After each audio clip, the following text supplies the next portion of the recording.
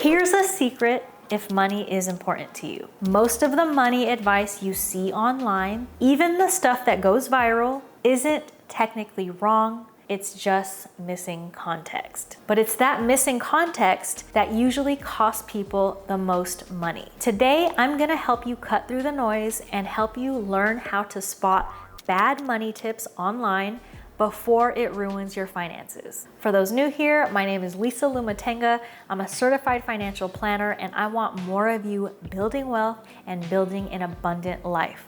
So if that is your vibe, make sure you subscribe. Between all of those money hacks you see on TikTok and all the YouTube bros promising you financial freedom in just 30 days, it can be really chaotic to figure out what information is good and what information you should just throw in the trash immediately. So in this video, I'm sharing how you can spot bad money advice online. Specifically, I want to give you 5 questions to ask before you take any money advice seriously. I want you to build up your muscle of discernment. Discernment is your judgment when it comes to taking information and applying it to your own life. Discernment when it comes to your financial life means when you hear information, especially from non-qualified sources and people online, it's adding your filter of, is that something I should listen to? Is that something I should incorporate into my own life? Should I actually take actions on it? You want to apply that filter versus just taking everything you hear and trying to incorporate it into your finances. Because that's how a lot of people fail to improve their finances, but even worse, they ruin their finances and they take 20 steps backwards. My goal is to educate you all so that you can become wealthy, and more importantly, I want you to be empowered to make your own smart financial decisions. This is even going to come in handy if and when you hire financial professionals, because you're going to be in the know. You're going to know what they're talking about, and you'll be able to feel more empowered with the decisions you make with your money. In this video, we're going to cover the psychology behind why bad advice spreads so fast. Then we're going to cover those 5 questions I mentioned. The questions will help you spot sketchy or oversimplified advice to make sure that you are gathering the gold and throwing out the trash. So let's talk about, why does bad money advice go viral?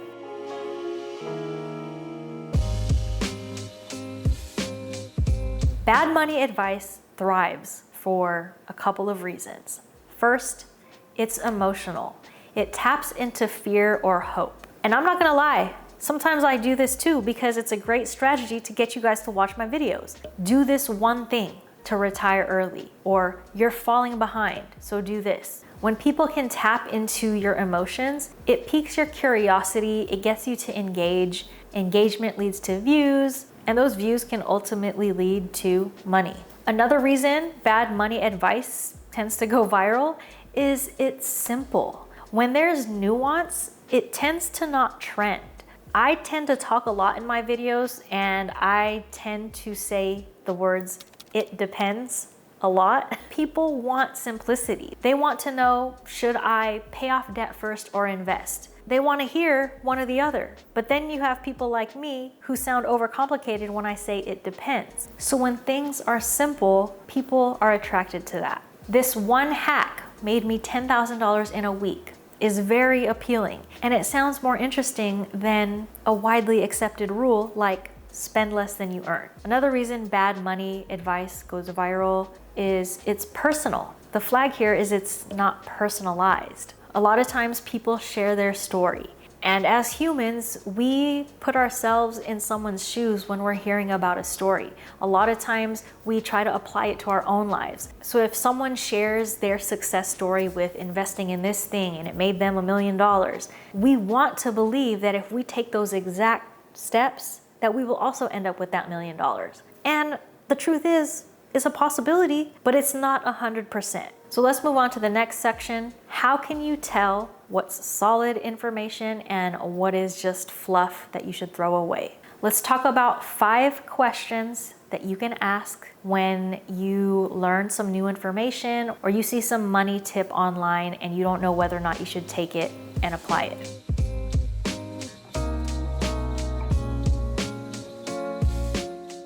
The first question is, What problem is this advice actually solving? Bad advice is not going to clarify what problem it's trying to solve for. Here's an example. If somebody says, never use credit cards. Credit cards are bad. You have to ask why. Why is this person saying that? What problem are they trying to solve for you, or what statement are they trying to make for themselves? Because if the goal is to avoid debt because they have bad overspending habits, then maybe never use your credit card works. But for someone who wants to get rewards points and maybe travel miles from a credit card, and for someone who knows how to pay their credit card in full on time every month, maybe that's not a good strategy to never use credit cards. So a red flag you can look out for is the words everybody should. There are very rare instances where I think everybody should works when it comes to financial tips. For example, this is one that I believe is true. Everybody should have an emergency fund. If you know anyone who doesn't agree with that, let me know, because I would love to check out their stuff and see what they're talking about. But in many other instances where it's like, oh, everybody should do A, B, C, D, or E, usually those blanket statements are wrong or they lack full context. Question number 2, if you come across some money advice, ask, what are they not saying, right? I just mentioned that. What is the context? Because good tips, good education, good information typically has fine print. On the flip side, when it's bad advice, it's going to hide that fine print. For example, invest in this index fund and you'll never have to worry again. Set it and forget it. That's common to hear online, but what is not being said? How come they haven't talked about risk tolerance? Why that index fund? And why is that index fund supposed to be assumed great for every single person out there, right? What if someone has higher risk tolerance? Maybe they should be investing in something more risky. What about time horizon?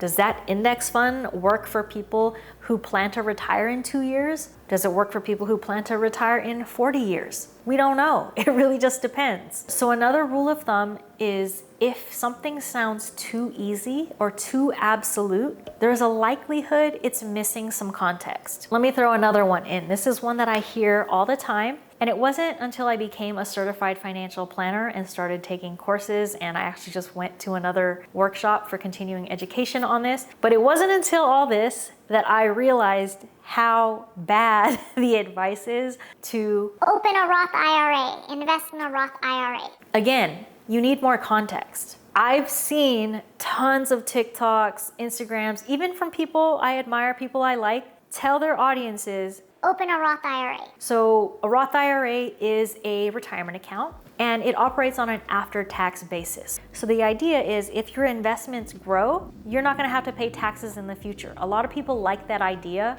because the taxes are paid now. And it even works out better if you assume that taxes in the future are gonna be way higher because you've already paid them now when they're lower, and if they're higher in the future, you don't have to pay that higher amount. There's a lot of reasons people like Roth IRAs, but there's a lot of nuance to it too. By the time I learned about Roth IRAs, I was making somewhere around $200,000 a year as a single person.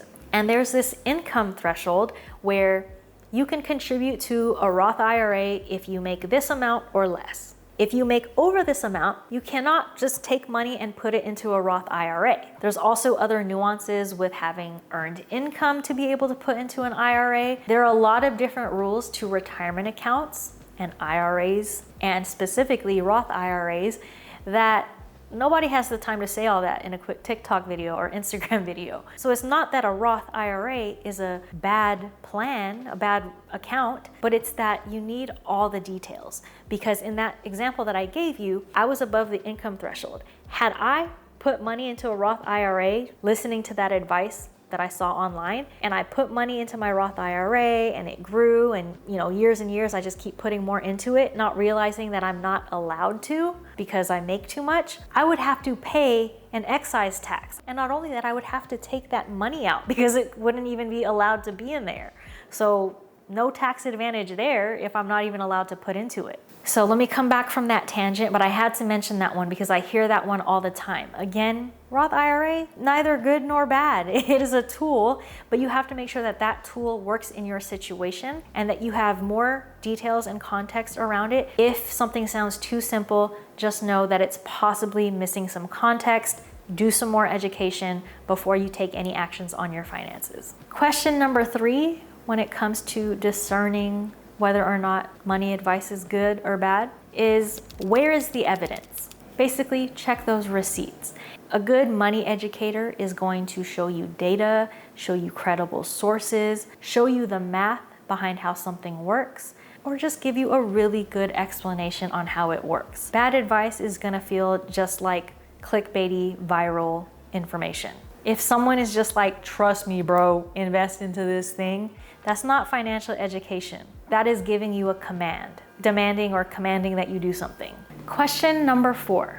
Who benefits if I follow this advice? I mentioned something similar in my last video when I was talking about should you listen to financial influencers or financial professionals, but this is another filter that you want to put on any advice you hear. If it's not blatantly disclosed, you have to ask yourself, is someone getting paid if I act on this advice? I'm a creator, so I sometimes have affiliate links. I sometimes do brand partnerships and sponsorships, and I sometimes talk about products. I don't believe any of those are evil, but I disclose that. And usually my videos are educational. So I like to give you guys a lot of free education so that you can learn and then be like, well, so-and-so is sponsoring this video because guess what? They're the ones paying me. And if you really want their product or service, then we all win. But that's why I disclose. And here's the thing, sometimes we creators like to tell you about things that we use and we're not getting paid for it. We just like the thing. But in those cases, like for example, I use the app YNAB, You Need a Budget, and I do have an affiliate link for it, but I rarely ever share it. And a lot of times I'm just talking about the app because it's one I'm familiar with. So I'll say that in my video that, hey, I'm not getting paid for this, but I think I should be, but I like it because blank. So just know that if a person is giving you advice, there is a world where they're getting paid to give you that advice. It's not necessarily a bad thing, but it's something that you should exercise discernment on. If you ask how someone makes money or if they're making money from something and they get defensive about it, that's a red flag. All right, last question on the list. Does this advice fit my reality? Every piece of good advice could be bad for you if it doesn't align with your own circumstances or your goals. One example of this could be how much you should save in your emergency fund. A lot of times we like to use rules of thumb, like 3 to 6 months worth of expenses, or a flat number. Like I like telling people to have a solid $1,000 or $1,500 starter fund and then build it up more later. But even then, that might not fit with your budget and where you live. You might need more than that. So even if advice sounds good and comes from a reputable source, if you're hearing it online and it's not personalized to you, you're the one who has to run it through that filter of, does it apply to me or does it not? Only you have the context of your own life, your own stage of life, your own income stability, your goals, your comfort with risk, etc. All right, last section of this video, we have some questions that we can ask when we are trying to figure out if some money advice is good or bad. How do we actually put this into action?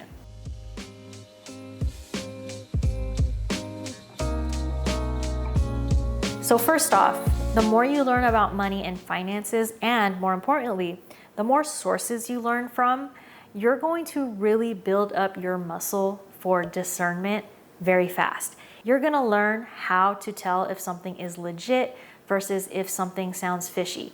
And even if something is legit, you're gonna learn how to know, does it apply to me or not? And if something is fishy, you're gonna start to learn how to ask the right questions to dig in deeper on it or to just throw that piece of information away. That said, when you hear information online and something sounds a little bit off, just run it through this quick 30-second test. Is it emotionally charged? Is there fear involved? Is there a lot of hype?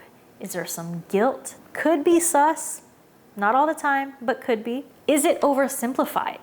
Is it missing nuance? Does it sound too good to be true or too simple? Does it feel like it's missing details? Number 3, is there evidence? Are there sources to back up the information? Is there proof that it's legit? Number 4, Is there a profit motive? Again, not always a bad thing, but it should be disclosed. It shouldn't be something that the advice giver is getting defensive about. And finally, does it fit your stage? Depending on where you are right now in your financial journey, does it seem like it fits? Remember, not everything that goes viral online is valuable. Not everything with the most views and most comments means it's gonna be the best investment for you. And on the flip side, not everything that is super valuable and educational is gonna go viral. So sometimes you have to seek information out yourself. And again, the more you build up your discernment, the better you're gonna be at improving your finances in the long run. I don't think the internet's a bad place to learn about money, especially for people who've never had access to this information. A lot of times to become confident with money, you have to be surrounded by it. And if people around you in real life aren't talking about money, or if you have no one to teach you, then you kind of have to seek it out online. All the information is there. So I don't want you to become cynical, and I don't want you to have to fact check every single tip you see online, because that's just extra work. I think the more you expose yourself and the more you build an awareness about what's legit and what's solid versus what's sketchy, you're gonna be able to do this a lot quicker in the future. If you found this video helpful, please hit the like button so more people can find it. And if you haven't watched part 1 on who you should and shouldn't take money advice from, make sure you check that out here. And if you like this video, make sure you check out my next one where I will show real examples of bad advice that I've seen online and react to it from the perspective of a certified financial planner. Until next time, peace out.